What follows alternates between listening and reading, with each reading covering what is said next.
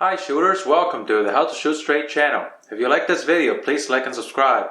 On this video, I'm going to help you achieve your ultimate goal of shooting straight. On my last video, I was talking about the best caliber for a new shooter was a 22, and now the second best will be a 308, something that has a lot of recoil. There's many more like Winchester Magnum and 300 Winchester Magnum, 330 Lapua Magnum, the 50 cal, etc, lots of them with a lot of recoil, but the one with the most recoil for the price is the 308. The reason why I'm talking about recoil because you gotta learn how to manage recoil.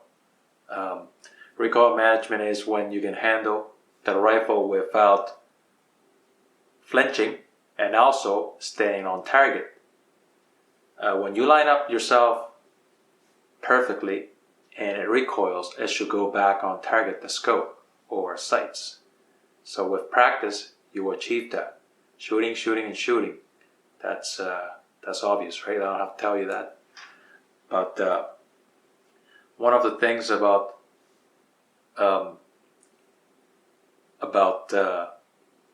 recoil management, my lesson is, new shooters will start flinching.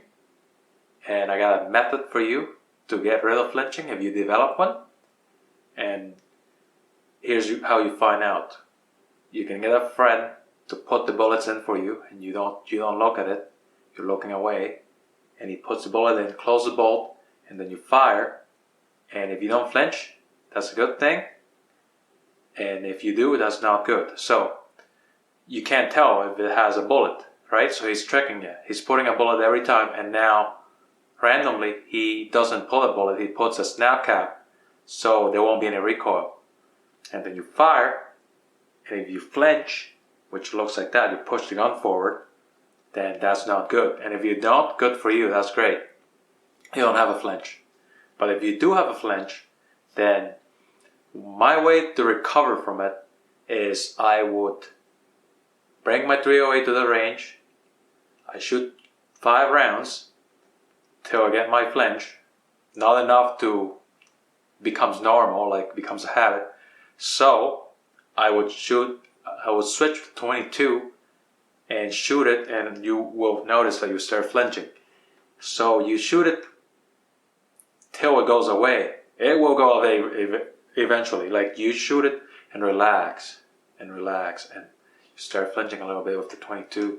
You feel your hands tensing up. That's flinching, that's not good. And then it will go away eventually if you do it so much. So that's what I used to do. And I used to actually go from 22 to 2 to 3, and I shoot it, get used to the noise because 2 to 3 is supersonic, so it's louder. Make sure to have really good earmuffs and earbuds because that causes flinch too, loud noises. That's like human nature to be afraid of loud sounds. So do doubles, put earbuds on and earmuffs on top. Anyways, so I trained myself with the 223.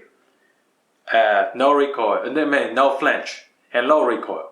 So I'm not flinching. Now I go back to the 308 and take 5 shots, and that 308 is gonna start slamming me. And I was using a sporter gun, like a hunting gun, so it was light, and it was really hitting me hard. But anyways, you might still flinch from it, like you're still scared because you're not used to that. And so what I was doing is I would go back to 22 till the flinching go away. I would relax, shoot, relax, stop flinching, go to the 2 to 3, and then go back to 308 and do the drill over and over again.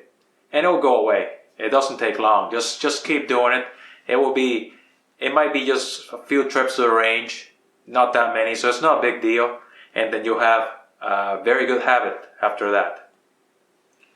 So the 308 is also good because the ballistic coefficient of a 308 is not very efficient, of a factory round anyways, especially when you start, because if you get a 6.5 Green or a 6 millimeters or any of its variant, 6 millimeter variants or 6.5 variants, it'll be shooting very flat, so very straight and low recoil. so the wind won't affect it because the BC is so high, right? So the best thing, and they're barrel burners. That's the disadvantage too. You'll get 1,500 rounds, 2,000 rounds, and then the rifle's gone. With a 308, you get about 10,000 rounds, 5 to 10. Mine lasted 10,000 and still wasn't burned. I told it to my friend. I told him it was 10,000 rounds on it. He still bought it and it still shoots 3.25 minutes. Most of the distances, not just 100. We're talking about even 600 yards. Actually, 600 yards it starts to play games, maybe 1 minute. But 300 yards he was doing 3/4. So that's pretty good for a factory rifle. 24 inches barrels. It was Remington 700 5-hour mil spec, so it was pretty good. But anyways, the reason why you want the 308 because it's more inefficient compared to a 6.5 or a 300 Win Mag. Anyways, it's more efficient. The ballistic coefficient is less, so you can read wind better. You can start seeing the wind more, and it's also relatively cheap compared to the other ones. But if you decide to be more advanced, you can reload your own bullets and get better bullets with higher BC, and it'll do good. It's actually probably better at long distance than factory 6.5. But reloaded 6.5 would be better though.